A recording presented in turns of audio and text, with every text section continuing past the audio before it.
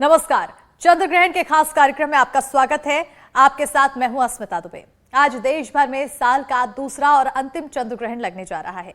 रात 9:58 से शुरू होने वाला पूर्ण चंद्र ग्रहण रात 1:26 तक चलेगा।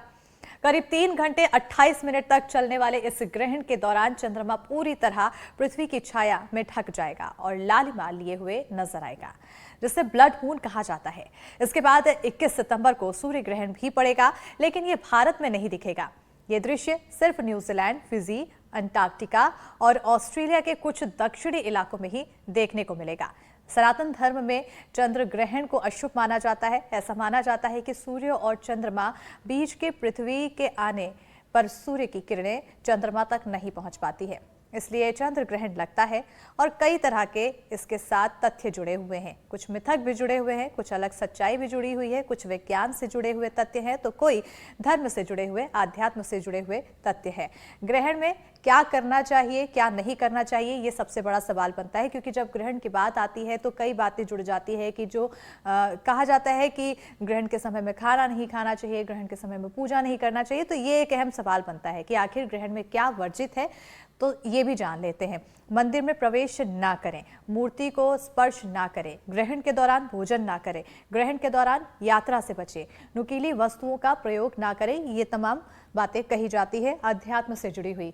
इसके साथ ही ग्रहण के दौरान करना क्या चाहिए, ये भी बड़ा सवाल बनता है। तो देखिए, इस दौरान भगवान का स्मरण करना चाहिए, मंत्र जाप करना चाहिए और महामृत्युंजय जप करते हैं तो कहा जाता है कि उससे मन एकाग्र होता है, मन को शांति मिलती है और शिव आराधना का विशेष महत्व भी कहा जाता है। गीता का पाठ करें, पानी भोजन में तुलसी की पत्तियां डालें, ग्रहण समाप्ति के बाद स्नान जरूर करें, ये कहा जाता है। और इसी पर हमारे साथ सहयोगी निहारिका शर्मा जुड़ चुकी हैं। सीधा रुख करेंगे हमारी सहयोगी की ओर। निहारिका, क्योंकि ग्रहण लगने के 9 घंटे पहले कहा जाता है सूतक लग जाता है, उस दौरान भी पूजा पाठ नहीं होती है, मंदिरों के कपाट बंद कर दिए जाते हैं। ऐसे में भोपाल में मंदिरों में क्या कुछ किया जा रहा है, पंडित पुजारी क्या कह रहे हैं और किस तरह से अभी इस ग्रहण के लिए तैयारी की जा रही है? देखिए अस्मिता, इस वक्त मैं मंदिरों के बाहर ही मौजूद हूँ। एक परशुराम मंदिर इधर है, एक कृष्ण मंदिर इधर है, लेकिन दोनों मंदिरों में किसी भी तरह की कोई हलचल नहीं है।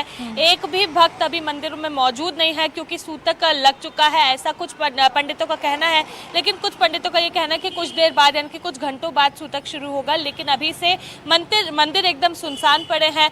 जितने भी मंदिर हैं उनके पट बंद हो चुके हैं और ऐसे में किसी भी श्रद्धालु की, दर्शनार्थी के अंदर पहुँचने का अभी अब कोई सिलसिला जारी नहीं है। और ऐसे में आज ये पूरा दिन इसी तरह से हमें देखने को मिलेगा। एक तरफ जहां कल इतनी धूमधाम से अनंत चतुर्दशी मनाई गई, हर कोई भगवान की आराधना में, आस्था में लगा हुआ था, लेकिन आज की बात करें तो आज मंदिर एकदम सुनसान है, शांत है। जी बिल्कुल निहारिका, क्योंकि पितृपक्ष भी अब आज से शुरुआत है और ऐसे में इस ग्रहण के साथ पितृपक्ष को भी जोड़ा जा रहा है और इसलिए माना जा रहा है कि खास तौर पर आज के दिन ख्याल रखना है। कई ऐसी चीजें हैं जिसे बिल्कुल भी करने से वर्जित किया गया है। बिल्कुल, देखिए आज कई ऐसी चीज़ें रहती है जो वर्जित रहती हैं, फिर चाहे वो पूजन अर्चन का दौर हो या फिर जब ग्रहण लगता है उस वक्त भोजन लेने का समय हो। उसी के साथ अगर हम मंदिर जाते हैं तो वो भी आज हमारे लिए वर्जित होता है। हमारे घरों के, मंदिरों के भी पट हमें बंद रखने को कहा जाता है।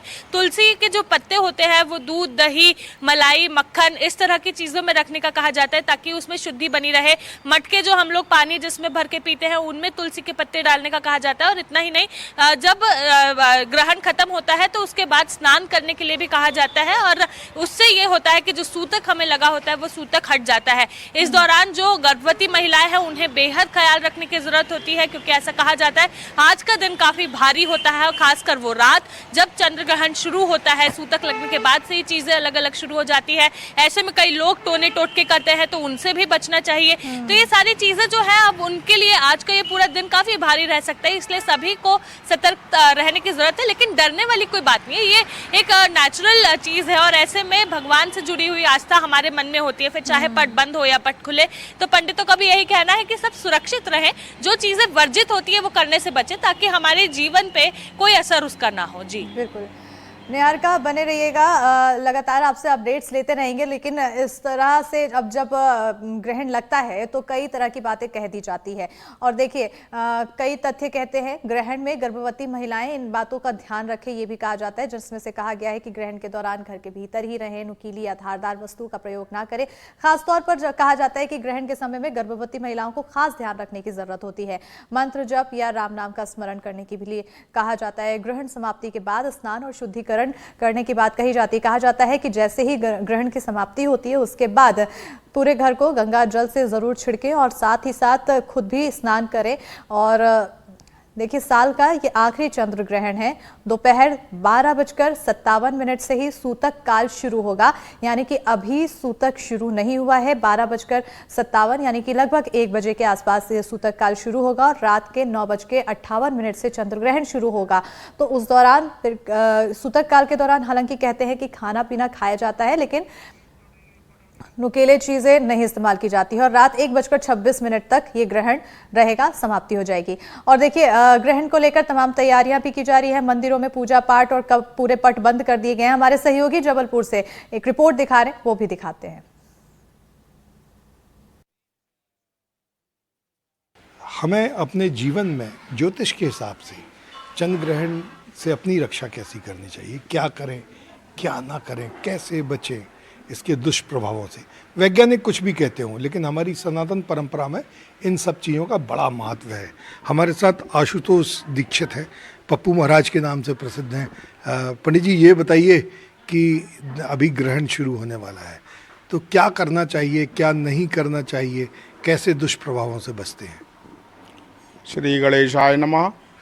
आज चंद्र ग्रहण की स्थिति है, जो रात्रि में ग्रहण 9:57 से चालू होगा, जो रात में 1:29 तक चलेगा। परंतु ग्रहण का सूतक जो है वो 3 पहर पहले अपने ज्योतिष गणना के अनुसार से माना गया है। ये 12:57 से इसका सूतक चालू हो जाएगा अभी दोपहर में। तो जिन लोगों को भी पूजन पाठ करना है या पितृ तर्पण करते हैं या श्राद्ध करते हैं, आज पूर्णिमा की श्राद्ध भी कहलाती है, तो वो उन लोगों को 12:57 के पहले कर लेना चाहिए। उसके बाद सूतक काल में ये सारे कार्य निषेध रहते हैं। मंदिर वगैरह के सब पट बंद हो जाएंगे, पूजन पाठ नहीं होगा। दूर से बिना मूर्ति स्पर्श करे पाठ वगैरह किया जा सकता है।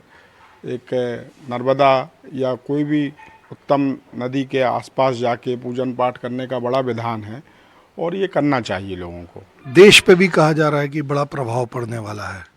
अब ज्योतिष गणना के हिसाब से और इन आधारों पर देखा जाए तो वर्तमान में स्थितियां तो 19-20 चल ही रही हैं और निश्चित रूप से ग्रहण का कहीं ना कहीं प्रभाव पड़ेगा और अपना देश और भारत ये बहुत समृद्ध होगा।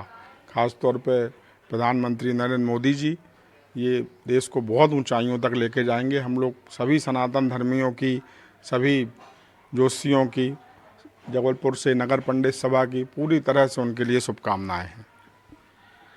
तो आज ग्रहण काल में आप कुछ ना खाएं पिएं। बच्चों और वृद्धों को इससे छूट दी जाती है। 1 पहर का उनके लिए सूतक होगा। प्रभाव जीवन में पड़ता है, ऐसा ज्योतिष के अनुसार और सनातन धर्म में बताया गया है। वैज्ञानिकों के अनुसार मत कुछ और भी हो सकते हैं, लेकिन सनातनी ग्रहण को सनातन परंपरा से मानते चले आ रहे हैं। वीरेंद्र शर्मा के साथ संजीव चौधरी, एनडीटीवी के लिए। और अब चलिए खबरों में आगे बढ़ेंगे। सिटी सेंटर की शुरुआत करेंगे रायपुर की बड़ी खबर के साथ। हाई प्रोफाइल ड्रग्स केस में बड़ा खुलासा हुआ है। नव्या और विधि से पुलिस को बड़े इनपुट मिले हैं। पूर्व मंत्री विधायकों के बेटे के कनेक्शन की जानकारी यहां पर सूत्रों के हवाले से आई है।